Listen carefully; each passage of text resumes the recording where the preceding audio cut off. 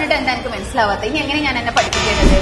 പഠനത്തിൽ പിന്നോക്കം നിൽക്കുന്ന കുട്ടികളെ ഇതുപോലെ അടിച്ചിട്ടും തല്ലിയിട്ടും ഒന്നല്ല പഠിപ്പിക്കേണ്ടത്. അതിന് ശരിയായ ഒരു മെത്തേഡ് ഉണ്ട്. അപ്പോൾ പാരന്റ്സ് ഈ ഒരു ബുദ്ധിമുട്ട് അനുഭവിക്കുന്ന പാരന്റ്സ് ആണെങ്കിൽ ഈ വീഡിയോ സേവ് ചെയ്ത് ഫുൾ ആയിട്ട് കണ്ടോളൂ. നമ്മുടെ കുട്ടികളുടെ കാര്യത്തിൽ നമ്മൾ ഏറ്റവും കൂടുതൽ ഇമ്പോർട്ടൻസ് കൊടുക്കുന്ന ഒരു വിഷയമാണ് അവരുടെ എഡ്യൂക്കേഷൻ. എന്നാൽ ഈ ഒരു വിഷയത്തിൽ പല പേരന്റ്സും നന്നായിട്ട് വിഷമം അനുഭവിക്കുന്നുണ്ട്. എത്ര തന്നെ പഠിപ്പിച്ചിട്ടും നല്ല സ്കൂളുകളിൽ ചേർത്തിയിട്ടും നല്ല ടീച്ചേഴ്സിനെ കൊണ്ട് പഠിപ്പിച്ചിട്ടും അവർ പഠനത്തിൽ പിന്നോക്കം നിൽക്കുകയാണെങ്കിൽ അവർക്ക് കൊടുക്കേണ്ടത് ഇതുപോലെ ചില പഠന രീതികളും ക്ലാസുകളും. 4 വർഷത്തോളമായി ആയിരക്കണക്കിന് കുട്ടികളെയാണ് ഇതുപോലെ സൈക്കോളജിസ്റ്റുകളുടെ സഹായത്തോടെ കുട്ടികളുടെ ബുദ്ധിശക്തി, ഓർമ്മശക്തി, കഴിവുകൾ എന്നിവ ബ്രെയിൻ ബൂട്ട് എന്ന് പറയുന്ന ഈ ഒരു സ്ഥാപനം വികസിപ്പിച്ചെടുത്തത്. ബ്രെയിൻ ബൂട്ട് എന്ന ഈ ഒരു സ്ഥാപനം ഇപ്പോൾ കൊണ്ടോട്ടിയിലും വന്നിരിക്കുകയാണ്. നിങ്ങളുടെ കുട്ടികളിൽ വലിയ മാറ്റങ്ങൾ കൊണ്ടുവരാൻ ഇവിടുത്തെ ടീച്ചേഴ്സിനെ കൊണ്ട് സാധിക്കും. കാരണം ബ്രെയിൻ ബൂട്ടിന്റെ പഠന രീതി തികച്ചും വ്യത്യസ്തമാണ്. കളിച്ചും ചിരിച്ചും ആക്ടിവിറ്റീസിലൂടെയുമുള്ള ടീച്ചേഴ്സിന്റെ ഇടപെടൽ ചെറിയ സമയം കൊണ്ട് തന്നെ നിങ്ങളുടെ കുട്ടികളിൽ വലിയ മാറ്റങ്ങൾ കൊണ്ടുവരും. പഠന പ്രയാസം നേരിടുന്ന കുട്ടികളെ അവരുടെ ബുദ്ധിമുട്ടുകൾ മനസ്സിലാക്കി ഇൻഡിവിജ്വലൈസ്ഡ് പ്ലാനോട് കൂടിയ ക്ലാസുകളാണ് നമ്മൾ ഇവിടെ പ്രൊവൈഡ് ചെയ്യുന്നത്.